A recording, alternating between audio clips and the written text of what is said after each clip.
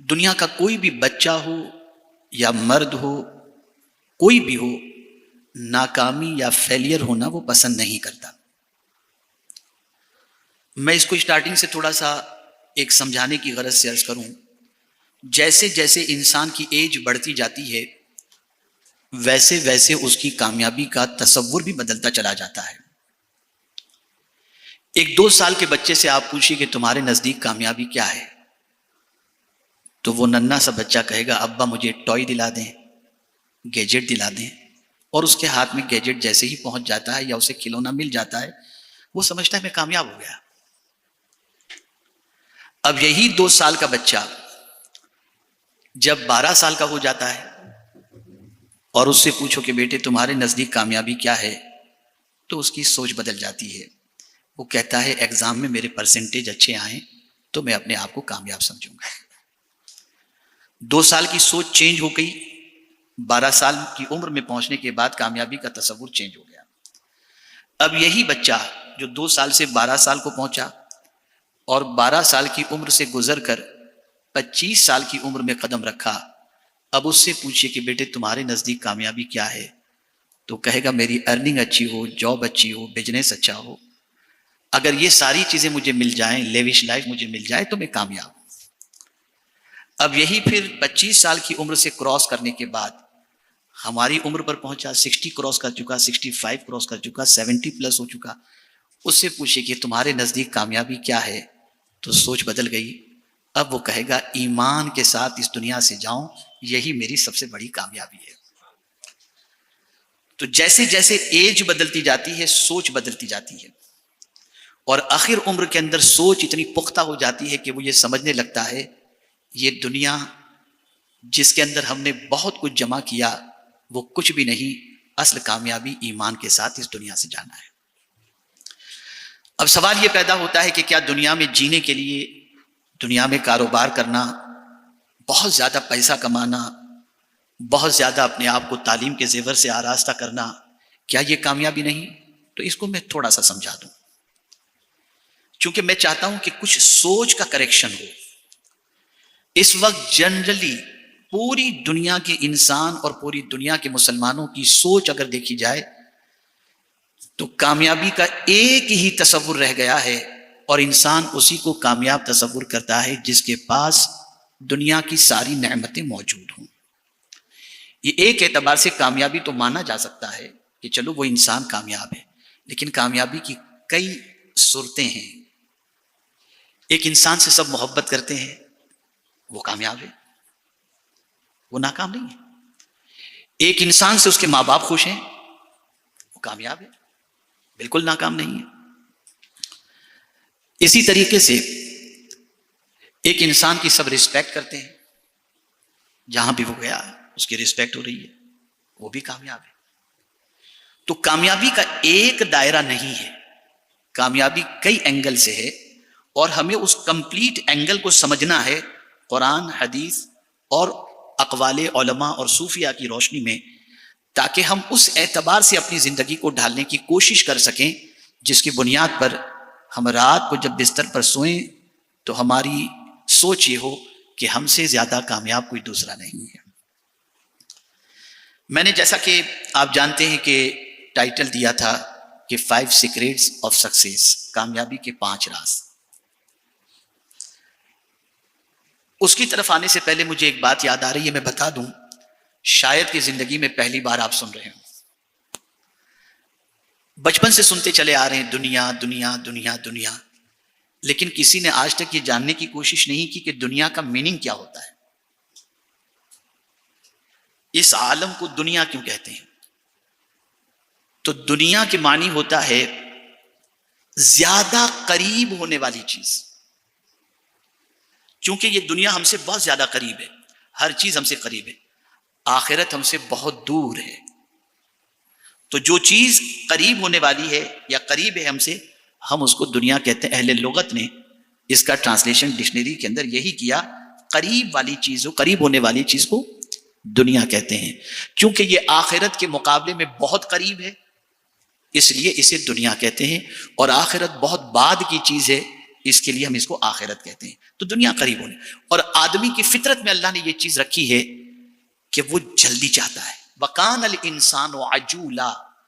قرآن نے کہا کہ اللہ عز و جل نے انسان کو جلد باز پیدا کیا. وہ چاہتا ہے، جلدی چاہتا ہے ہر چیز کے اندر. اس کی فطرت میں وہ چاہتا ہے ساری چیزیں ابھی مل جائیں. اور اس وقت پوری دنیا کے اندر اور اسپیشلی مسلم ورلڈ کے اندر اور مسلم لوکیلٹی کے اندر ایزی منی کا جو شوق چل پڑا ہے، جس کی وجہ سے غلط راستے کی طرف بہت سارے مسلم پاپولیشن والے علاقے میں نوجوان ڈرگس اور غلط کاموں میں چلے گئے ہیں. اس کی وجہ یہی ہے، ایزی منی، جلدی سے سب کچھ پانا ہے. اس لیے کہ یہ دنیا کا مطلب ہی یہ ہوتا ہے جلدی، قریب ہونے والی چیز کو. جبکہ میرے پیارے آقا صلی اللہ علیہ وسلم کے پیارے دیوانوں، اب جو چیز بتا رہا ہوں اس کو ذہن میں رکھیے گا. وہ یہ ہے، جو چیز جلدی ہے یعنی دنیا، یہ ختم ہو جانے والی چیز ہے، یہ پرماننٹ رہنے والی چیز نہیں. اور یہاں کی ساری چیزیں بھی ٹیمپرری ہیں، ختم ہونے والی ہیں. لیکن آخرت ایسی جگہ ہے جو پرماننٹ ہے، یعنی وہاں اگر اللہ نے کسی کو جنت میں داخل کر دیا تو وہاں وہ پرماننٹ رہے گا. وہاں کی خوشی بھی پرماننٹ، وہاں کی نعمتیں بھی پرماننٹ، وہاں کی ساری چیزیں بھی پرماننٹ ہیں. اب آئیے ہم اس طرف چلتے ہیں، کامیابی کے 5 راز اس کو سمجھتے ہیں. بخاری شریف کی پہلی حدیث آقا کریم صلی اللہ علیہ وسلم نے ارشاد فرمایا، انما الاعمال بالنیات. عمل کا دار و مدار نیت پر ہے. کامیابی کا پہلا راز یہ ہے کہ آپ کی نیت کیا ہے. چاہے آپ بزنس کر رہے ہوں، چاہے آپ عبادت کر رہے ہوں، چاہے آپ جاب کر رہے ہوں، کچھ بھی کر رہے ہوں، آپ کا انٹینشن کیا ہے، اسی پر کامیابی کا پورا دار و مدار ہے. اسی لیے عمومی طور پر یہ جملہ آپ سنتے ہوں گے، جیسی نیت ویسی برکت. اور یہ بھی اچھی طریقے سے یاد رکھیں کہ اگر نیت درست ہے تو آقا کریم صلی اللہ تعالی علیہ وسلم ارشاد فرماتے ہیں، ان اللہ لا ينظر الى صورکم بل ينظر الى قلوبکم. اللہ عز و جل تمہاری ظاہری شکل و صورت کو نہیں دیکھتا، وہ تمہاری نیت کو دیکھتا ہے. اگر تمہاری نیت درست ہے تو اللہ رب العزت جل جلالہ تمہارے صحیح انٹینشن کی وجہ سے تمہیں کامیابی عطا فرماتا ہے. یہ کامیابی کا سب سے پہلا اگر میں کہوں کہ راز ہے تو غلط نہیں ہوگا. یہی وجہ ہے کہ جتنی بھی عبادتیں آپ لے لیجئے، ہر عبادتوں کے اندر اللہ عز و جل نے اسی کو درست کرنے کا حکم دیا. ہم نماز پڑھتے ہیں تو کیا کہتے ہیں، واسطے اللہ تعالیٰ کے منہ میرا کعبہ شریف کی طرف. حج و عمرہ کے لیے قرآن نے کہا وَأَتِمُّ الْحَجَّ وَالْعُمْرَةَ لِلَّهِ، حج اور عمرہ کرو اللہ کے لیے. اب اگر انٹینشن یہ آ جاتا ہے کہ حضور صلی اللہ علیہ وسلم نے ارشاد فرمایا حج کرو اور مالدار ہو جاؤ، آپ کا انٹینشن چینج ہو گیا، آپ مالدار بننے کے لیے حج کر رہے ہیں، تو لائف چینج نہیں ہوگی. مال تو ملے گا کیونکہ حضور کا فرمان ہے صلی اللہ علیہ وسلم، لیکن لائف چینج نہیں ہوگی اس لیے کہ آپ کا انٹینشن چینج ہو گیا. تو نیت کو درست کرنا یہ قرآن کی روشنی میں، حدیث کی روشنی میں یہ بہت ضروری ہے. اب آپ دیکھیں جو کاروبار کرتے ہیں، جو جاب کرتے ہیں، ان کی نیتیں اگر درست ہوتی ہیں تو اللہ تعالیٰ ان کو کتنی ترقی عطا کرتا ہے. مثال کے طور پر اگر کسی کی نیت ہے کہ مجھے حلال ہی کرنا ہے، مجھے جھوٹ بول کر کے نہیں لینا، مجھے دھوکے بازی نہیں کرنا، مجھے کسی سے دغا بازی نہیں کرنا، اور صحیح طریقے سے مجھے کام کرنا ہے، تو جب اس کی نیت اچھی ہوتی ہے تو میرا رب فرماتا ہے والذین جاہدوا فینا لنہدینہم سبلنا. اگر کوئی میری راہ میں کوشش کرے تو میں اس کے لیے راستے کھول دیتا ہوں. اسی کو میں دوسرے اینگل سے سرکار صلی اللہ علیہ وسلم کی حدیث کی روشنی میں سمجھاؤں. ایک شخص قرض کے بوجھ کے اندر ڈوبا ہوا ہے، اس پر قرض ہے، لیکن وہ راتوں دن ٹینشن میں رہتا ہے میں کیسے چکاؤں. بھاگ دوڑ بھی کر رہا ہے، محنت بھی کر رہا ہے، سب طرف کوششیں کر رہا ہے کہ میں کسی بھی طریقے سے قرض سے باہر آ جاؤں. اپنی ساری لائف کو انجوائے کرنے کی بجائے جہاں کچھ آیا پہلے قرض، جہاں کچھ آیا پہلے قرض وہ چکانے کی کوشش کرتا ہے. تو قربان جائیے میرے آقا صلی اللہ علیہ وسلم کے ارشاد پر کہ رسول اعظم صلی اللہ علیہ وسلم فرماتے ہیں میں جو کچھ چھوڑوں یہ میری امت کے لیے ہے، اور اگر میری امت قرض چھوڑ کر کے مرے تو اس کے لیے میں بیٹھا ہوا ہوں. یعنی یہ حضور صلی اللہ علیہ وسلم نے ان لوگوں کے بارے میں فرمایا جو قرض کو ادا کرنے کی کوشش میں لگے رہتے ہیں. تو حضور فرماتے ہیں اب تم فکر نہ کرو، تم سے جتنا ہو سکے تم کوشش کرو، ورنہ قیامت میں جس کا قرض نکلتا ہے اس کو میں راضی کر دوں گا. یہ نیت کی وجہ سے، انٹینشن کی وجہ سے، انٹینشن کی وجہ سے. تو میرے پیارے آقا صلی اللہ تعالی علیہ وسلم کے پیارے دیوانوں، اس لیے نیت کو درست کرنا، اور نیت کوئی نہیں جانتا، کوئی نہیں جانتا کہ ہماری نیت کیا ہے۔ آخر کیا وجہ ہے کہ صحابہ کرام علیہم الرضوان کے بارے میں آقا کریم صلی اللہ علیہ وسلم نے ارشاد فرمایا کہ غیر صحابی کا احد پہاڑ کے برابر سونا خیرات کرنا اور میرے صحابی کا ایک مٹھی جو خیرات کرنا، یہ دونوں اکول نہیں ہو سکتے، دونوں اکول نہیں ہو سکتے۔ ریزن کیا؟ کہ کوئی بھی صحابی نام کے لیے نہیں، اللہ کی رضا کے لیے خیرات، ان کا انٹینشن اچھا تھا، ان کا انٹینشن اچھا تھا۔ تو نیت کا درست کرنا یہ کامیابی کا پہلا راز ہے، اور کامیابی کے سلسلے میں پہلا اسٹیپ ہے۔ زندگی میں وہی بندے کامیاب ہوتے ہیں جن کی نیتیں درست ہوتی ہیں۔ اب آئیے ہم دوسری چیز کی طرف چلتے ہیں۔ کامیاب اگر زندگی میں ہونا ہے تو اس کے لیے دوسری چیز ہے محنت۔ بغیر محنت کے انسان کامیاب نہیں ہو سکتا۔ قرآن مقدس میں اللہ عز و جل نے ارشاد فرمایا وَلَيْسَ لِلْإِنسَانِ إِلَّا مَا سَعَى، انسان کو نہیں ملتا مگر وہی جتنی کہ اس نے کوشش کی۔ اب کوشش کتنی کرنی ہے، کس حد تک کرنی ہے؟ تو آقا کریم صلی اللہ علیہ وسلم ارشاد فرماتے ہیں کوشش کے صلے کے حوالے سے، اور جب میں اس رزلٹ کو دیکھتا ہوں تو میری عقل دنگ رہ جاتی ہے۔ رحمت عالم صلی اللہ علیہ وسلم نے فرمایا مزدور کے پسینے کے سوکھنے سے پہلے مزدور کو اس کی مزدوری ادا کر دیا کرو۔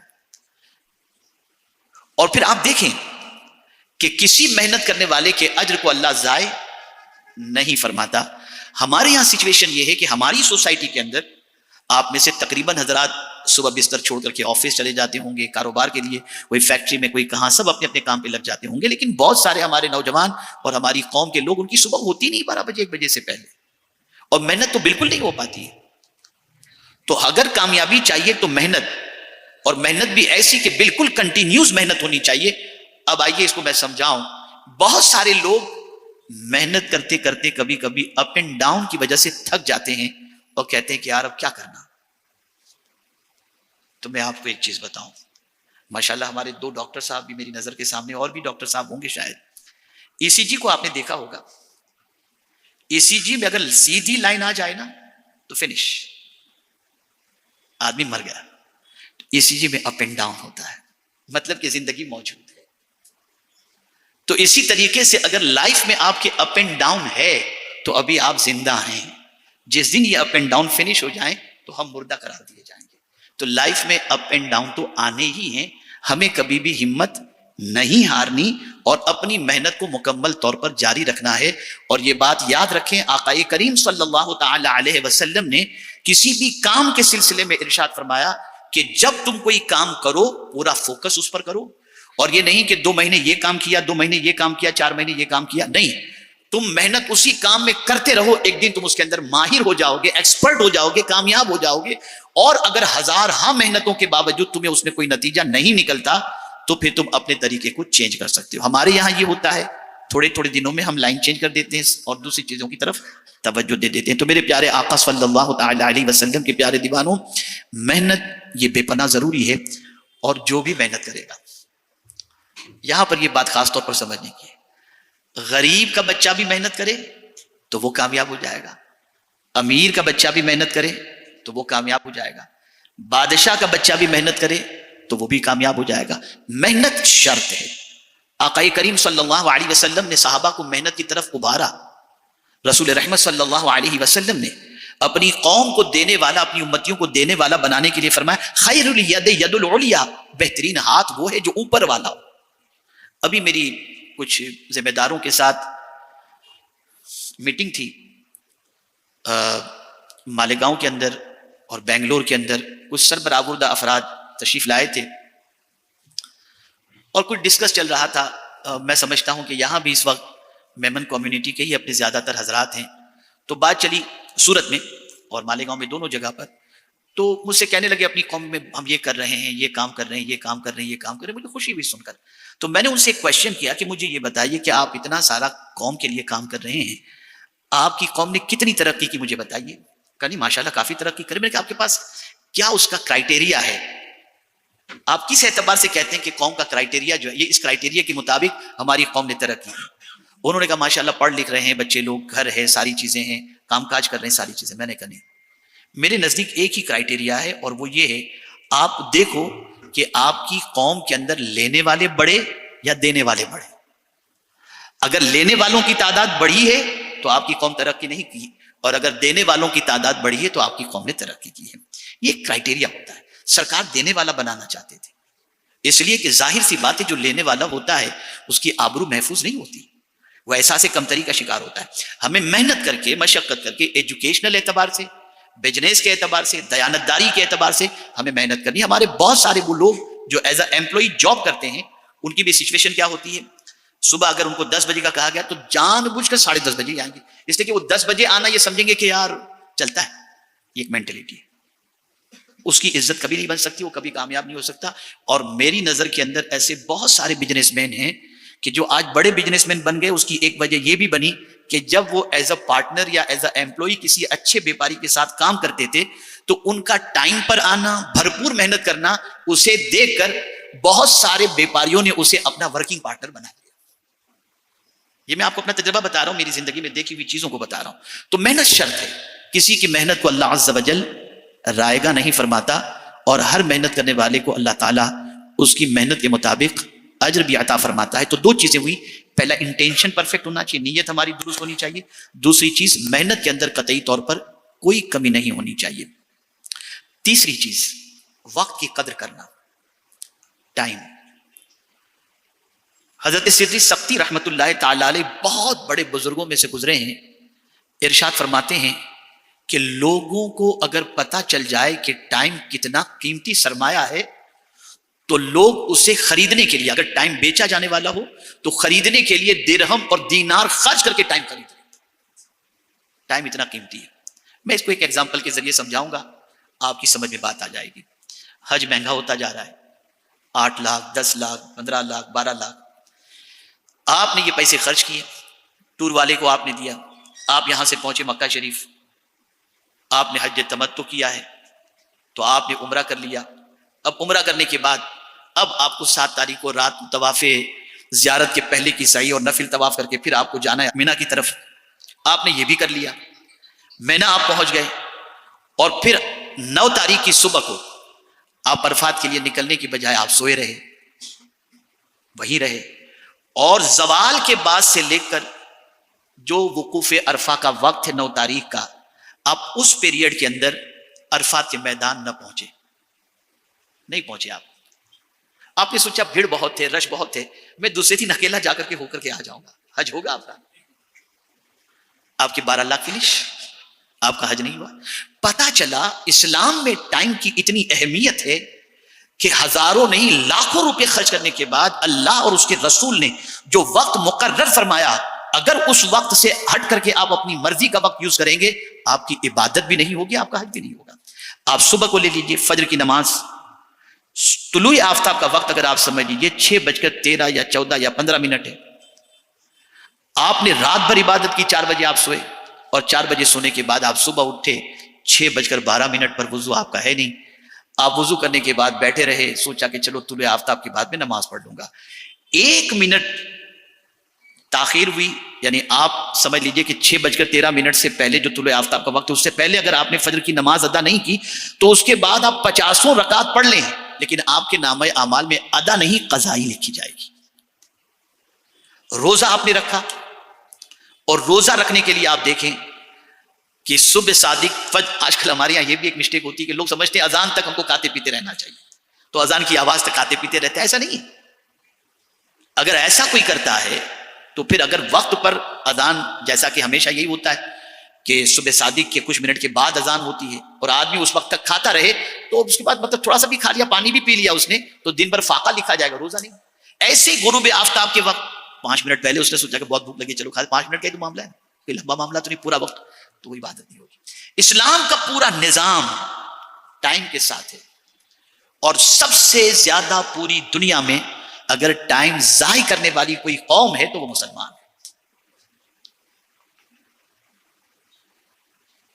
تو وہی بندہ کامیاب ہوتا ہے جو اپنے ٹائم کی قدر و قیمت کو سمجھتا ہے، ٹائم کو پرفیکٹ یوٹیلائز کرتا ہے، ٹائم کو پرفیکٹ یوز کرتا ہے. اسی لیے حضور صلی اللہ تعالی علیہ وسلم نے ارشاد فرمایا، ہم یہ نہ سمجھے کہ یہ ٹائم کوئی چیز نہیں ہے، نہیں، اللہ کی امانت ہے۔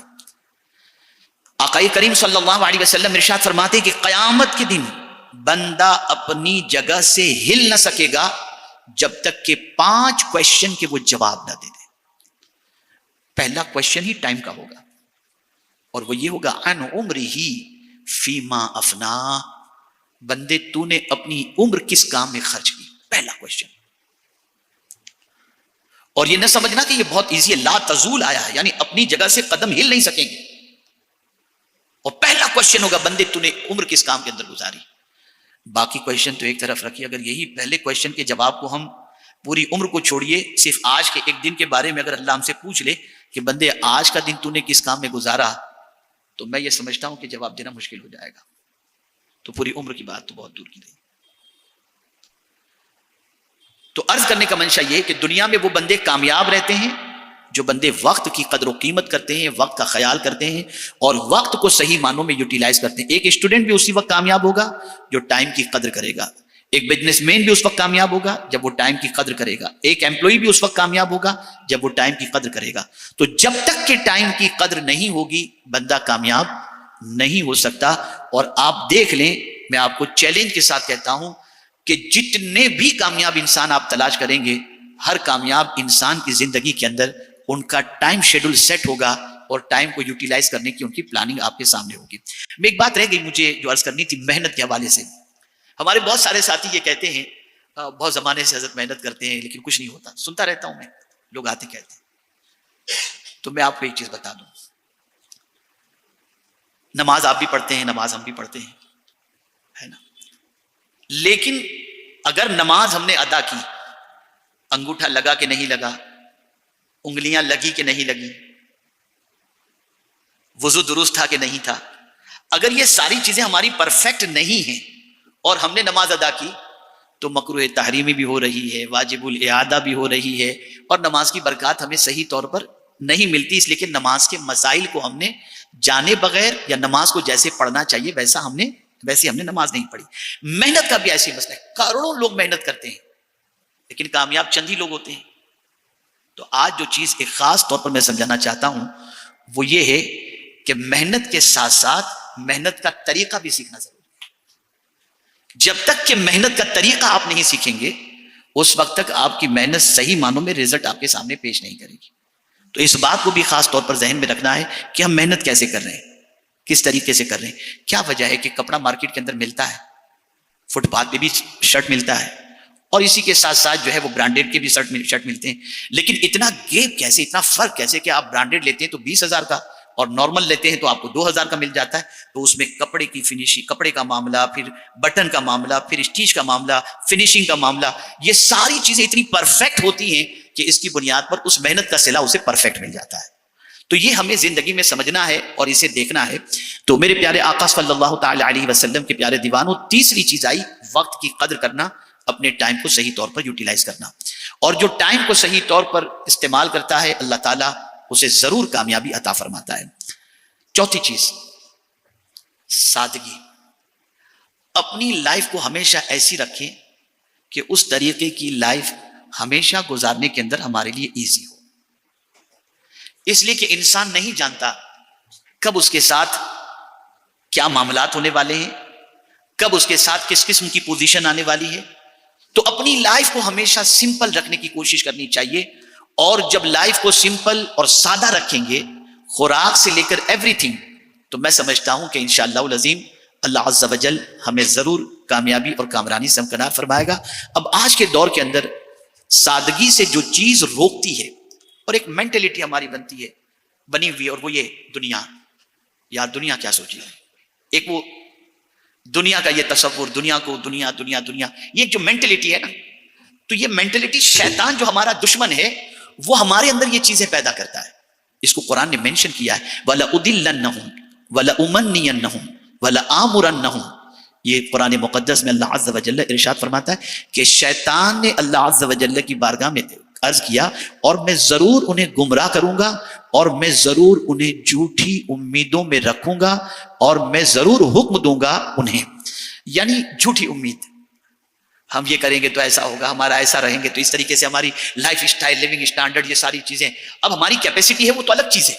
لیکن اگر ہماری کیپیسٹی نہیں ہے اور ہمیں شیطان امید دلا رہا ہے کہ آپ اگر اپنی لائف کو اس طرح سے مینٹین کریں گے تو یہ ہوگا، سوائے یہ جھوٹی امید کے نتھنگ اور کوئی چیز نہیں.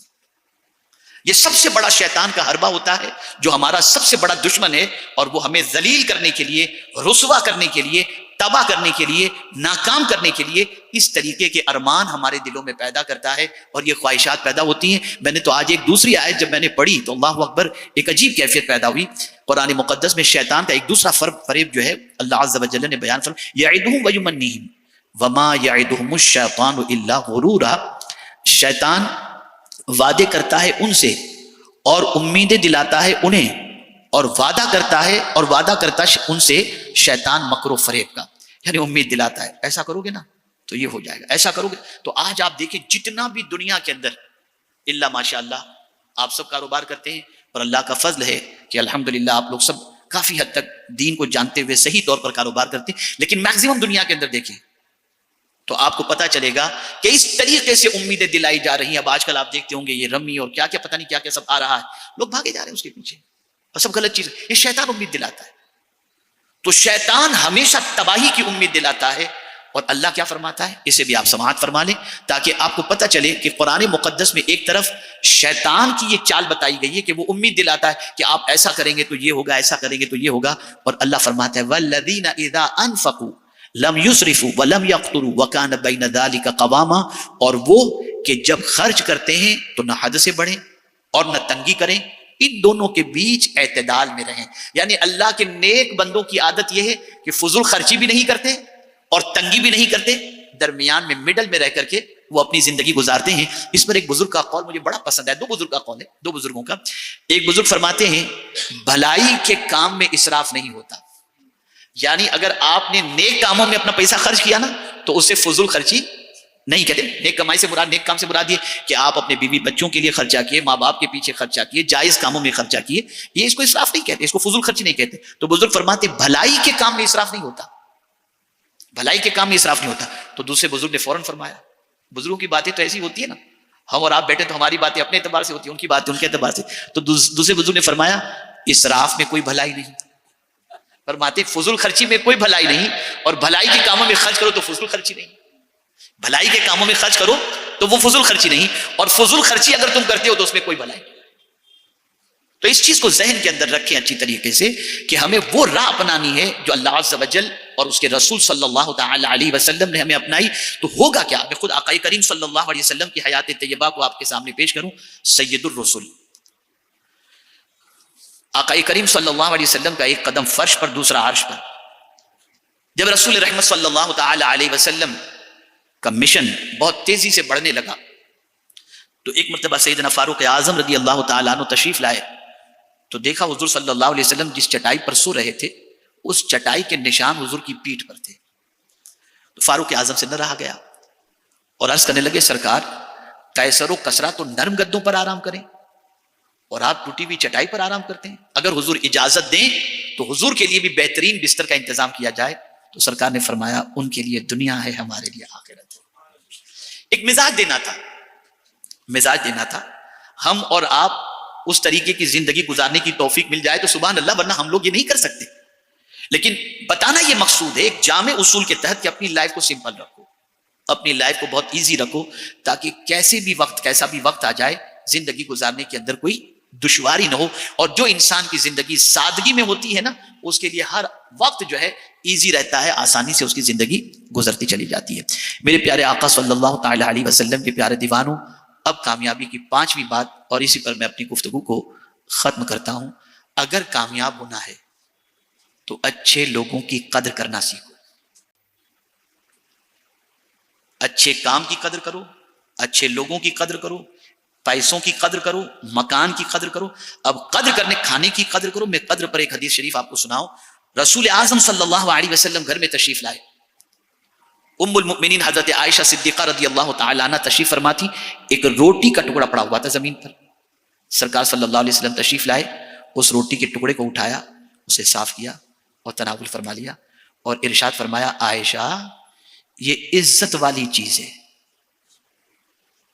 اور یہ ایسی عزت والی چیز ہے کہ جب کسی گھر سے چلی جاتی ہے نا تو پلٹ کر نہیں آتی، اس لیے اس کی قدر کرو، اس کی قدر کرو۔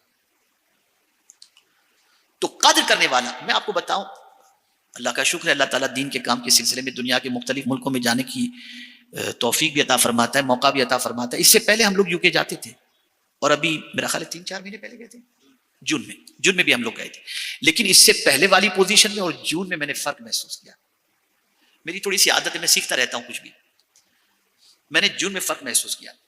پہلے ایسا ہوتا تھا کہ ہم اپنے بیڈ روم سے سمجھ لیجئے کہ لائٹ آن ہے اور ہم اتر گئے تو آتے تھے تب بھی لائٹ آن ہی نظر آتی تھی، لیکن اب کی مرتبہ ایسا ہوتا تھا کہ جیسے جاتے تھے پیچھے سے آ کے کوئی لائٹ آف کر دیتا تھا۔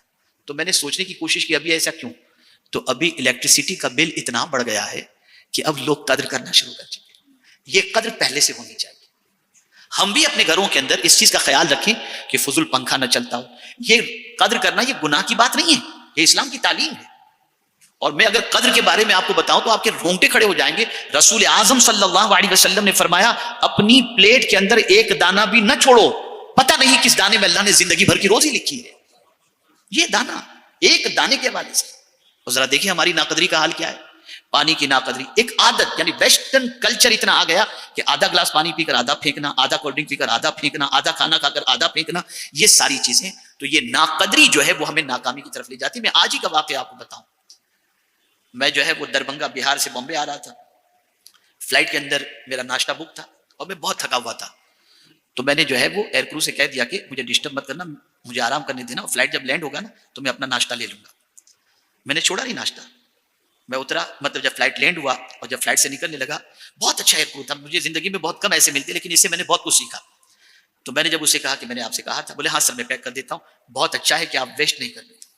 یہ سینٹینس اس کا مجھے ابھی بھی یاد ہے، یہ بہت اچھا ہے کہ آپ نے بک کرایا تھا، اپنا پیسہ آپ ویسٹ نہیں کر لیں، آپ لیکن میں پیک کر کے دیتا ہوں۔ اس نے پھر مجھے پیک کر کے دیا، اور اتفاق سے جو ڈرائیور مجھے ایئرپورٹ پر لینے کے لیے آیا تھا، مجھے ہاسپٹل جانا تھا، گھر پہنچ کر فوراً میسز کو لے کر، تو مجھے معلوم تھا کہ بیچارہ کھائے گا کہ میں اس کے لیے رکھ لیا تھا، اور میں نے ڈرائیور کو کہا کہ میں ڈاکٹر کو دکھانے کے لیے جا رہا ہوں، تم کہاں جاؤ گے ہوٹل میں کھانے کے لیے، یہ کھانا تم کھانا، ویسٹ مت کرو۔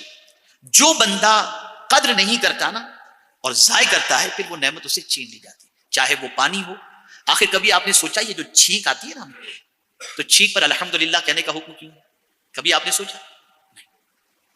وجہ یہ ہے کہ یہ جو رک جاتی ہے ہماری سانس رک جاتی ہے، چھینک آتے ہی ہماری سانس جو ہے وہ کنٹینیوز ہو جاتی ہے، تو اللہ کے رسول صلی اللہ علیہ وسلم نے فرمایا الحمدللہ کہو کہ اللہ نے تمہیں نئی زندگی عطا فرمائی۔ ایک ایک سانس کی قدر، ایک ایک سانس کی قدر۔ تو اگر زندگی میں کامیاب ہونا ہے تو قدر کرنا سیکھو، چاہے پیسہ ہو چاہے صحت ہو۔ اور حضور صلی اللہ علیہ وسلم نے 2 چیزوں کے بارے میں واضح لفظوں میں فرمایا، نعمتان مغبون فیہما کثیر من الناس الصحت والفراغ، او کما قال۔ حضور صلی اللہ علیہ وسلم ارشاد فرماتے 2 نعمتیں ایسی ہیں جس سے انسان غفلت برتتا ہے اور جس کو بے تحاشا، مطلب اس کی قدر نہیں کرتا۔ Number 1 health, number 2 time. فرصت کے وقت کی قدر کرو، اگر آپ کے پاس ایکسٹرا ٹائم ہے نا قدر کرو۔ حضور فرماتے 2 نعمتیں ایسی ہیں کہ ایک بار جاتی ہیں تو آتی نہیں ہیں، آتی ہیں جاتی ہیں تو آتی نہیں۔ تو ان دونوں چیزوں کی قدر۔ کیا ہمارے پاس کوئی ایسا پلان ہے کہ ایکسٹرا ٹائم میں ہم کیا کریں؟ کیرم کھیلیں گے، بیڈمنٹن کھیلیں گے، یہ کریں گے وہ کریں گے، یہ ایکسٹرا۔ آج کا مسلمان ٹائم پاس تو کر رہا ہے، ٹائم یوٹیلائز نہیں کر رہا۔ ٹائم کو یوٹیلائز کرنے کا حکم ہے۔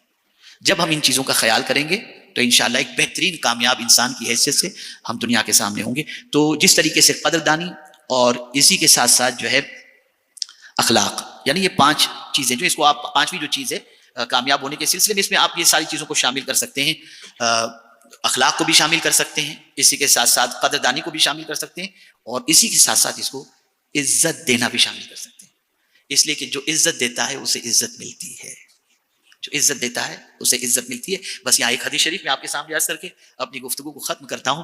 سیدنا صدیق اکبر رضی اللہ تعالیٰ عنہ تشریف فرماتے، ایک شخص آیا اور اس نے سیدنا صدیق اکبر رضی اللہ تعالیٰ عنہ کے سامنے ان کے منہ پر ان کو برا کہنا شروع کیا۔